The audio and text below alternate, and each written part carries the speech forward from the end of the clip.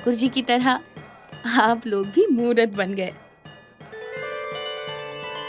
जब कृष्ण की मूर्ति ने अपनी माला घनश्याम को पहनाई, तब गोंडा नगर के मुखिया भी वहां उपस्थित थे। उन्होंने जब अपनी आंखों देखी ये चमत्कारिक घटना कह सुनाई, तब राजा गुमान सिंह को उनकी बातों पर विश्वास ही नहीं हुआ।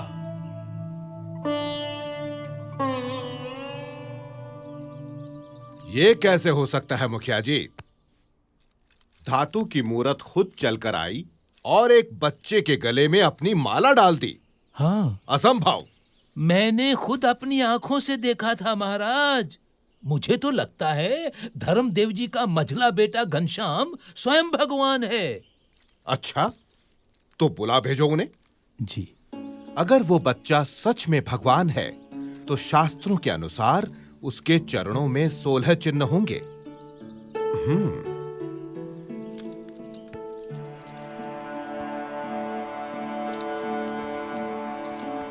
प्रणाम महाराज। महाराज, यही है मेरा मझला बेटा घनश्याम। घनश्याम, जरा अपने पैर सीधे करके बैठो तो।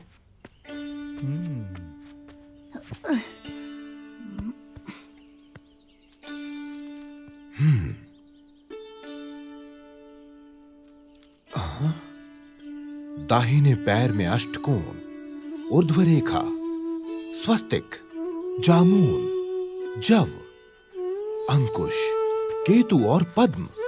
बाएं पैर में त्रिकोण, कलश, गोपद, धनुष, मीन, अर्धचंद्र और व्योम। यानी भगवान के 16 चिन्ह विद्यमान हैं।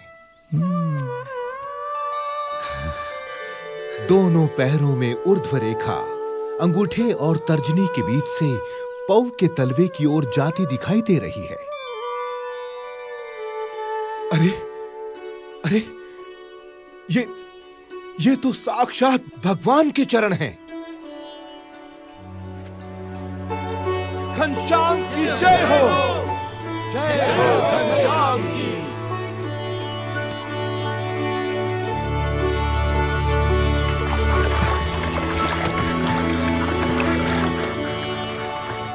काशी, भारत की विद्वत नगरी, ज्ञान की नगरी, शास्त्रार्थ सभाएं यहाँ का नित्य क्रम है।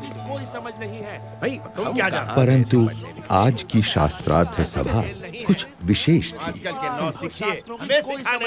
चाहे कुछ भी कहते रहे, भगवान तो निराकार, लेकिन इन शास्त्रों के आपके मानने या न मानने से क्या होता है? नहीं हो जाता। सत्य और असत्य के बारे में ये क्या जानते हैं? शास्त्रों के अनुसार शांतम शांतम विद्वानों, शांत हो जाइए। आप सब प्रकांड विद्वानों से मैं काशी का राज पंडित विनती करता हूँ कि इस गहन चर्चा को हम यहीं छोड़ दें। ऐसे कैसे हो सकता? लेकिन क्यों? क्योंकि आज इस गौमठ में महान विद्वान धर्मदेव अयोध्या से पधारे हुए हैं और साथ में विराजमान हैं उनके सुपुत्र श्री घनश्याम। श्री घनश्याम की विशेषता यह है कि मात्र 10 साल की उम्र में वेद, उपनिषद आदि सभी शास्त्रों का अध्ययन उन्होंने पूर्ण कर लिया है। अरे अद्भुतम, अद्भुतम। इतना ही नहीं, अपनी तीक्ष्ण बुद्धि से घनश्याम ने सभी शास्त्रों का सार तत्व भी निकाल लिया है। अरे, इतनी छोटी सी उम्र में इतनी विद्वता, ये तो कोई असाधारण बालक है। ये तो बिल्कुल असंभव है। हमारे धर्म में इतने शास्त्र हैं कि उन्हें पढ़ते पढ़ते न जाने कितनी जिंदगियां बीत जाएं। ऐसे में इतनी छोटी सी उम्र में ये कोई कर ही कैसे सकता है? ये तो बहुत बड़ा आश्चर्य है। तो इसीलिए मेरा सुझाव है कि घनश्याम जी, आप ही इन सभी विद्वानों के विवाद का समाधान करें। ये दूध मुहा हमको समझाएगा। प्रथमं तु नमस्कारांजलिं समर्पयामि। ऋग्वेद में कहा है कि परमात्मा एक ही है, लेकिन विद्वान लोग एक ही परमात्मा को भिन्न भिन्न रूप से पुकारते हैं। तो फिर इसमें विवाद का सवाल ही कहाँ उठता है? तो बताओ, क्या वो भगवान साकार है या उनका कोई आकार ही नहीं है? भगवान कभी निराकार नहीं हो सकते। यदि भगवान निराकार होते तो उनके द्वारा निर्मित ये सृष्टि कैसे साकार होती? अरे, जिन्होंने इस साकार सृष्टि की रचना की है, वे भगवान कैसे बिना आकार के हो सकते हैं?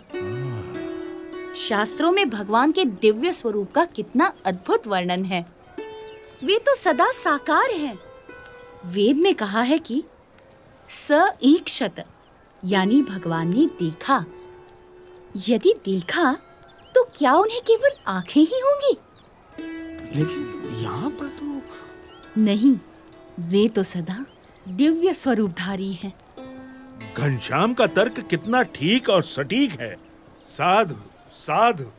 ये तो कोई विद्वान है या फिर स्वयं भगवान। अभिनंदन, धन्य प्रभु।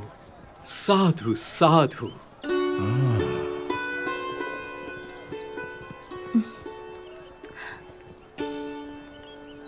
तो आप बताएंगे कि किस साधना से मनुष्य को मुक्ति या मोक्ष मिलता है? मोह का क्षय ही मोक्ष है। इसके लिए जिन्हें मोह ना हो, ऐसे महान सच्चे ब्रह्म स्वरूप संत का सत्संग करना चाहिए।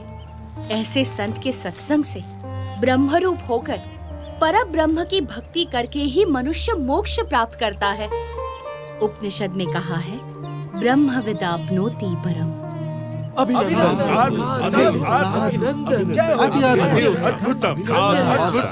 प्रभु। अभिनंदनम। धन्य धन्य प्रभु, आपकी विश्वसनीय वाणी ने सबका हृदय जीत लिया है।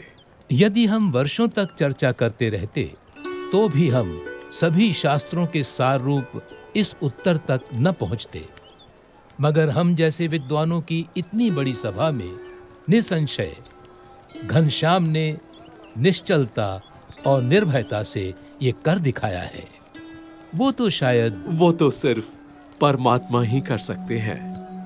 मैं काशी का राजा घनश्याम प्रभु का सम्मान करता हूँ। बोलो घनश्याम प्रभु की जय। बोलो घनश्याम प्रभु की जय। बोलो घनश्याम प्रभु की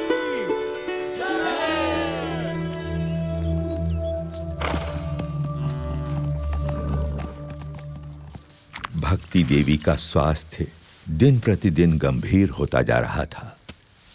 उनके जीवित रहने की संभावना कम होती जा रही थी, परंतु उनके मन में पुत्र घनश्याम के स्वरूप की महिमा उत्तरोत्तर बढ़ती ही जा रही थी। घनश्याम, हाँ माँ। तुम मेरी कोख से जन्मे, परंतु मैं तुम्हें कभी भी यथार्थ नहीं समझ पाई। फिर भी मुझे इतना विश्वास जरूर है कि मुझे तुम्हारे रूप में साक्षात भगवान मिल चुके हैं। लेकिन अब मुझे सिर्फ इतना ही समझाओ कि किसी अन्य मुमुक्षु को सदा के लिए भगवान से भेंट करनी हो तो वो कैसे संभव है? हाँ माँ, सच्चे भगवानमय संत के सत्संग और प्रसंग से मुमुक्षु को भगवान की भेंट होती है।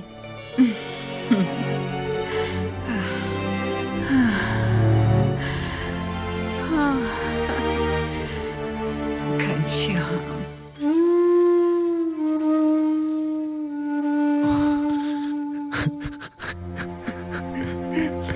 पिताजी।